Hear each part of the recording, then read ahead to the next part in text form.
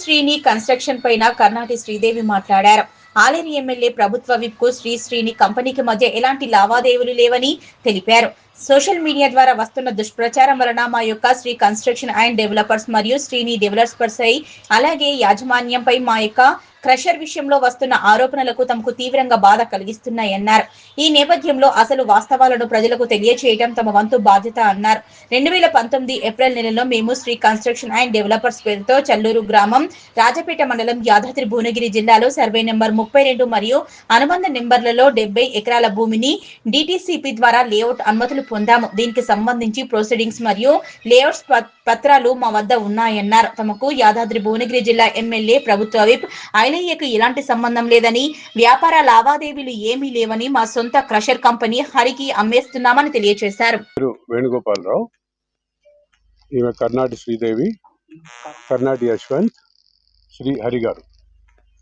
ఈరోజు మేము మీ అందరినీ ఇక్కడ పిలవటంలో మా ఉద్దేశం ఏంటంటే, ఇక్కడ మా చెల్లెలకి అల్లుడికి సంబంధించిన భూములు వాళ్ళ తండ్రి గారైన కీర్తిశేషులు కర్ణాటి నారాయణరావు గారు 2015-16లో పట్టా భూములు ఎక్స్క్లూజివ్గా రైతుల నుంచి కొని రిజిస్ట్రేషన్ చేయించుకున్నారు.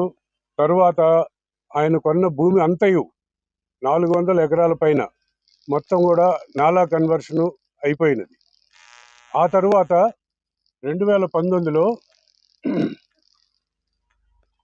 డిటిసిపి పర్మిషన్ తీసుకొని శ్రీ కన్స్ట్రక్షన్స్ అనే కంపెనీ పేరు మీద డిటిసిపి పర్మిషన్ తీసుకొని లేఅవుట్ డెవలప్ చేసినారు. డిటిసిపి యొక్క పర్మిషన్ లెటరు, లేఅవుట్ అన్నీ కూడా పరిమితులతో తీసుకొని ఉన్నారు.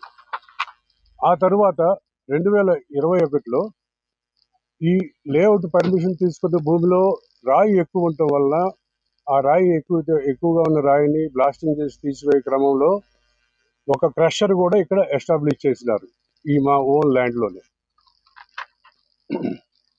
Industries department permission, mining dealer licence, Telangana factories permission of industries, electricity okay పర్మిషన్లు తీసుకొని ఈ క్రషర్ను మేము 2023లో ఎస్టాబ్లిష్ చేయడం జరిగినది. తరువాత క్రషర్ని మేము ఎక్స్క్లూజివ్గా మేము డెవలప్ చేసే వెంచర్లో ఇక్కడ దగ్గర 400 ఎకరాల పైన మా ల్యాండ్ హోల్డింగ్లో మేము లేఅవుట్ డెవలప్మెంట్ చేయడానికి కావాల్సిన మెటల్ని ఇక్కడ చేద్దామని చెప్పి ఉద్దేశంతో చేసినాము. అన్ని పరిమితులు వచ్చినవి. కానీ మైనింగ్ డిపార్ట్మెంట్ నుంచి మేము లేఅవుట్ డెవలప్మెంట్ కూడా మీరు సీనరైజ్ కట్టాలి అని చెప్పి మాకు నోటీస్ ఇచ్చినారు మైనింగ్ డిపార్ట్మెంట్ వారు. ఆ నోటీసు కూడా లోబడి మేము ఆల్రెడీ 45 లక్షల రూపాయలు పే చేసి ఉన్నాం. మా దగ్గర రసీదులు అన్నీ ఉన్నవి. ఆ తరువాత క్రమంలో